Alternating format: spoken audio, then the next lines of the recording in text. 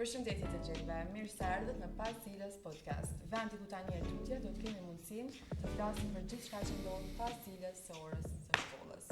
Sa i përket veshjes sonë sot, nuk kemi me udhëtu në çdo episod kështu, por për shkak që kemi bërë fotot e maturantëve, me detyruar që më vesh me këmisha dhe kravata. Mirë po pas kësaj, nëse je nxënës, kjo është për ty, por nëse ke qenë nxënës, prapë është për ty. Sot e kemi episodin tonë të parë, ku jemi gjithë ekipe këto, jemi 5 nxënës me idenë dhe vullnetin për me kriju diçka të re, i tillë siç është podcasti, ku pavarësisht ngarkesës së shkollës, ngarkesës së testeve, ngarkesës tonë si maturant, kemi dëshirën që me bashkëbisedum me ju dhe për ju të dashur gjimnazist. Por si na erdhi neve ideja që ne fillojmë një podcast të tillë? Po Ledisa, kjo ideja ka qenë me kriju diçka origjinale, diçka që nuk është parë të shumë shkollat mesme, diçka që realisht mund me fol për gjëra që ndodhin jashtë klase, por edhe brenda klase. Pikërisht, me fol për mësimet, mësimdhënësit, madje edhe për stresin që vjen si gjimnazist. Pas kësaj është diçka interesante, krijuar nga vetë ne, jo diçka perfekte, por reale, dhe diçka e pranueshme qoftë nga ne, por edhe nga ju. Por cili është vizioni pas cilës podcast? Por cili është qëllimi jonë që me dha një mesazh apo me çka me shfaq tek nxënësit apo kryesisht maturantët? Si mision kryesor e kena me dhënë nxënësve një zonë që kur nuk e kanë pas më herët. Po, me tregu që nuk kemi vetëm, gjithë kemi stres, kemi ankth dhe kemi momente të çuditshme dhe të pafavorshme në shkollë. Edhe me kriju një vend të ri për në nxënësit ku mundna me qesh, mu relaksu, mund je okej, mu largu prej stresit edhe monotonisë shkollore. Mbi të gjitha jo vetëm marketing, por do ketë edhe realitet.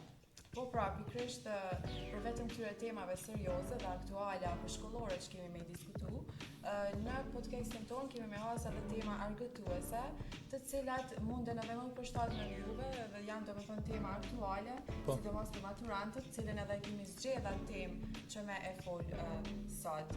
E din që jemi këtu të pesë maturantë dhe secili domethënë mund të thonë e kuptojmë njëri tjetrin.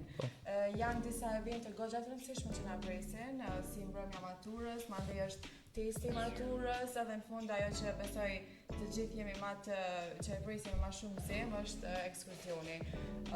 Çka ja fillojmë për ekskursionin, ndoshta që është diçka edhe më e afër, besoj diku 3 javë prej tash, edhe nisemi. Çka mendoni si kemi me kalu, çfarë eksperiencë kemi me kalu dhe pse bëhet ky ekskursion, domethënë çka përfitojmë?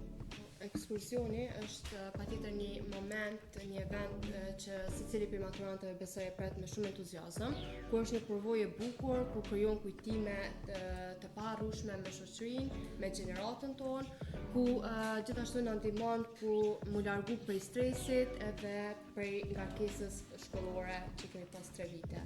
Pas kësaj të përgjithshme se çka na sjell neve ekskursionin dhe me si po e presim, flasim ne mes vete në fakt se si po e presim ne. Livorn, si po e pret? Unë si qëta Kleja dhe Ledisa gjithashtu po e pres me padurim, janë disa nga momentet e fundit që kemi me kalu me klasë të bashku, por edhe me gjenerat, që besoj që gjithë kemi me kalu mirë. Përveç punës që kemi me kalu mirë me shoqëri edhe janë ato mbrëmjet e natës, kemi me vizitu edhe vendet që besoj disa prej neve vetë se kanë qenë, por për ata që nuk kanë pas mundësi me vizitu akoma, po thjesht nuk i kanë pa, ka me qenë diçka interesante edhe në atë aspekt. Unë pajtohem plotësisht, ku pavarësisht edhe nëse i kemi vizituar dhe nëse nuk i kemi vizituar ato vende në Shqipëri ku kemi vizituar së bashku, ka një tjetër ndjesie dhe një tjetër emocion kur jemi bashkë, ku kena mi kriju besoj momentet më të paharrueshme edhe më të bukura të jetës tonë. Po pra ato 5 ditë, besoj edhe siç kanë thënë edhe gjeneratat e mëhershme janë ato 5 ditë të cilat gjithmonë kanë me mbeti mendjen e secilit maturant apo komplet eksperiencës të shkollës së mesme. Mandej është edhe mbrëmja maturës pas ekskursionit, edhe kjo e ka atë vetëm domethënë kalojmë në disa procese, fustanat për neve, mandej është edhe për kostumet për djem, po. Tregoj eksperiencën e juve se ç'e kaloni. Na kena më të vështirë fakt po ne. Po, unë realisht mendoj që në fakt kjo i bën që është nota e fundit e jo mbash si maturant, edhe shpresoj që gjithë do të më dok mirë, me kalu notën e fundit së bashku mirë, edhe me shiu deri në maksimum.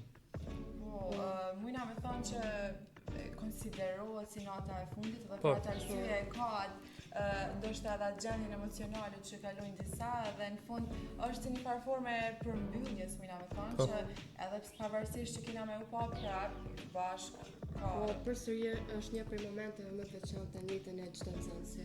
Po, Edhe shpresojmë që çdo gjë ka me shku që është e planifikuar. Madje edhe besoj se secili prej neve veç ja ka nisë me u përgatit paksa për mbrëmjen e maturës apo jo? Po. Jo, unë po të tregoj drejt për vetë se po më fillua la. ka kohë. Edhe besoj që ka kohë akoma për këto. Sa i përket testit të maturës, këtu mandej është pak më e ndërlikuar nga ato dy të parat. Është në fakt një, si me thënë, një datë që varësisht prej kryesisht pjesa dërmuese e marrin si me ankth, me stres, prej momenti që ka dalë data, pra me 20 qershor, besoj që jemi të informuar edhe ata që po na ndjekin. Domethënë kemi marrë me një farë stresi dhe mi të e pritë si diçka që një sfidë, mëna me thonë, për neve. Çka mendoni, çka duhet me bo na, apo a është i tepruar, ndoshta egzageruar që ajo që marrëm na, apo duhet me gjetë ndonjë rrugë tjetër që me e shpërfill pak, mos me e marrë qatë. Pak a shumë pajtona me mendimin që po e marrëm pak të egzageruar, ku nuk kemi të partë ose të fundit që kemi me ju nënshtruar testit maturës. Ajo çka duhet për neve është me anashkalu stresin, mirë për mu përgatit, edhe me përkushtim, pra mu fokusu në ato drejtimet edhe në lanë që ka me marrë pjesë në test maturës. Po, besoj që jemi përgatit mjaftueshëm për shkollës mesme, sa i përket testit maturës, por normal një përsëritje të vogël më dhon vet. Besoj të jap ndihmë pak më shumë me kalu sa më mirë në test maturës. Edhe besoj se si këshill e çdo maturanti para prap ka thënë që mos e merrni me stres sepse stresi u është arsyeja një prej arsyeve kryesore me thënë që shumë maturant kanë dështu, me thënë thojza. Po, e vërtet. Po do të më pas edhe pak për arsysh që edhe nëse dështojna, me marrim pjesën më të keqe që mundet më ndodh, prap nuk është gjithë vendimtare, sepse jo ndoshta është fati me neve, mundna me thonë atë, por mbi gjitha do të më pas me pas vizion përpara që vazhdon jeta prapë edhe pas saj.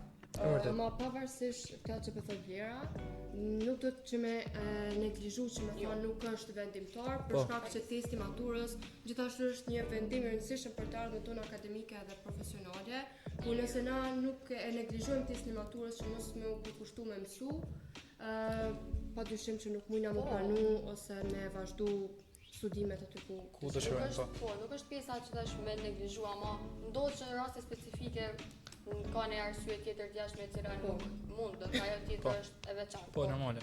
Në fakt, ka disa faktorë që ndikojnë edhe kanë ndikimin fakt shumë të madh, por unë mendoj si mesazh që duhet me jap, që është thelbësore që me kalu me pas një eksperiencë sa më të mirë në këtë sfidë që na pret, me u përgatit tash, edhe mos me marrë, domethënë tash na jemi maturant, duhet me u qeni aftë me i shiu apo me i kap gjitha anë, do të edhe më u kënaqë si ditët e fundit në gjimnaz, por edhe me dhënë atë shtysën e fundit, domethënë maksimumin ton që me pas një rezultat të mirë, pse jo? Por ndryshe patjetër nëse ti ke pas ke kalu 1-3 vite në gjimnaz, nuk ke me pas. Je përgatitur mjaftueshëm besoj.